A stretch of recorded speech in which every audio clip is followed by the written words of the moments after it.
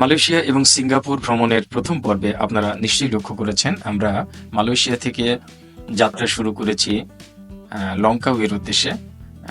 একদম শেষ মুহূর্তে আমরা যখন বিমানবন্দরে অবতরণ করব, ঠিক তার পূর্ব মুহূর্তে বৃষ্টি শুরু হয়ে গেল এবং অদ্ভুত ব্যাপার যে বৃষ্টির মধ্যেই আমাদের বিমান অবতরণ করলো লঙ্কাউয়ে বিমানবন্দরে। সেখানে যথারীতি বিমান থেকে নামতে কষ্ট হচ্ছিল, ভিজে যাবো আমরা সবাই। তাই বিমান কর্মীরা যারা বিমানবন্দরে অবস্থান করছিল তারা বড় বড় ছাতা নিয়ে আসলো। আমরা সেই ছাতাগুলো ধরে ধরে ধীরে ধীরে বিমানবন্দরের ভিতরে গিয়ে ঢুকলাম।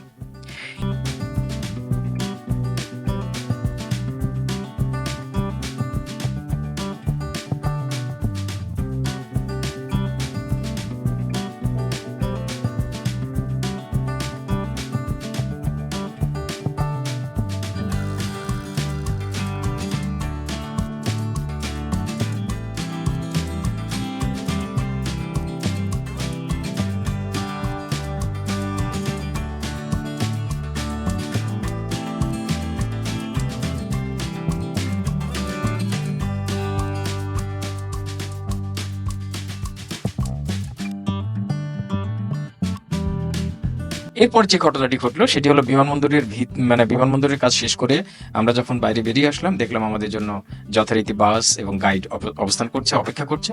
আমরা গিয়ে সেই গাড়িতে উঠলাম। সেই গাড়ি আমাদের নিয়ে সোজা চলে গেল একটা রেস্টুরেন্টে দুপুরে লাঞ্চ করার জন্য। সেখানে লাঞ্চ করলাম। লাঞ্চ করতে গিয়ে আমরা, এটি একটি রেস্টুরেন্ট ছিল যেটি ভারতীয় খাবার টাবার বেশি পাওয়া যায়।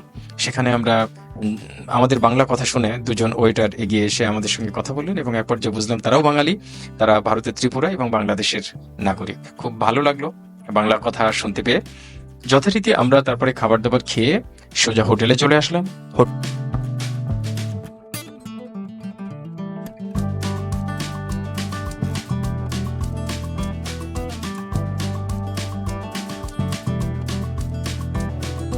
হোটেল প্যারন আমাদের জন্য নির্ধারিত ছিল।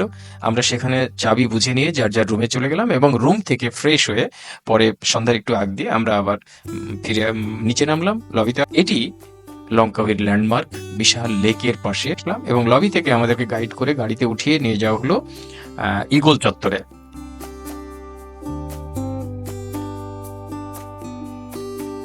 কংক্রিটের অনেক বড় আকারের একটি ইগল।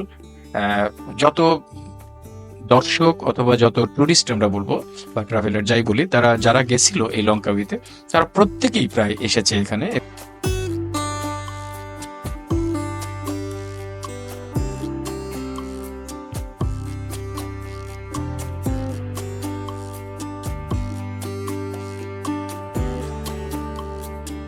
এবং আড্ডা দিচ্ছে, ঘুরছে ফিরছে, ছবি তুলছে, এক মহাযজ্ঞ আর কি।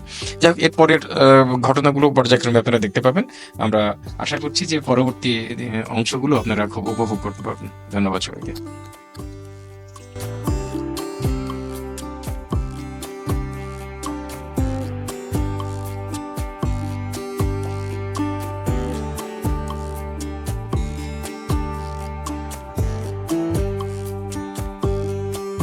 আমরা ইগল চত্বর থেকে ফিরে আসলাম আবার শহরে এবং সেখানে এসে আমরা একটা রেস্টুরেন্টে ডিনারের জন্য প্রস্তুতি নিচ্ছিলাম এবং এখানে আপনারা দেখতে পেলেন বেশ কিছু লবিস্টার যেগুলো জীবন্ত ছিল। এছাড়াও কাঁকড়া এবং অন্যান্য অনেক মাছ ছিল যেগুলো দেখিয়ে দিলে ওরা বের করে নিয়ে তাৎক্ষণিকভাবে রান্না করে আমাদেরকে পরিবেশন করত। আমরা নিজেদের পছন্দ মতো খাবার খেয়ে রাতের ডিনার শেষ করে আবার হোটেলে ফিরে আসছিলাম। পরদিন সকালে আবার হোটেল থেকে বের করে আমাদেরকে নিয়ে যাওয়া হলো কয়েকটি কাজের জন্য। একটা হলো বোট রাইডিং বা স্পিড বোট রাইডিং, একটা সমুদ্র সৈকত দেখাবে এবং তারপরে আমাদের নিয়ে যাবে ইগল, জীবন্ত ইগল দেখাতে এবং প্রেগন্যান্ট লেডি আইল্যান্ড দেখানোর জন্য। আমরা এই জিনিসগুলো পর্যায়ক্রমে দেখতে থাকলাম এবং স্পিড বোটে চড়ে দুরন্ত গতিতে আমরা চলে গেলাম সেই প্রেগন্যান্ট লেডি আইল্যান্ড দেখার জন্য।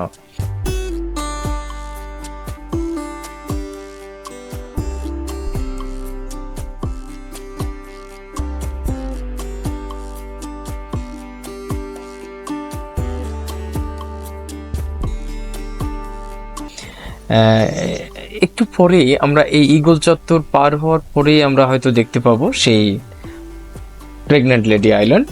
সত্যি কথা বলতে কি, পাহাড়টা দূর থেকে দেখতে মনে হয় একদম একজন গর্ভবতী নারী বা প্রেগন্যান্ট লেডি এটি সম্পর্কে মিথ প্রচলিত আছে যে স্থানীয় জনগণের যাদের সন্তান হয় না তারা এখানে এসে মানত করে এবং তাদের সন্তান লাভ করে।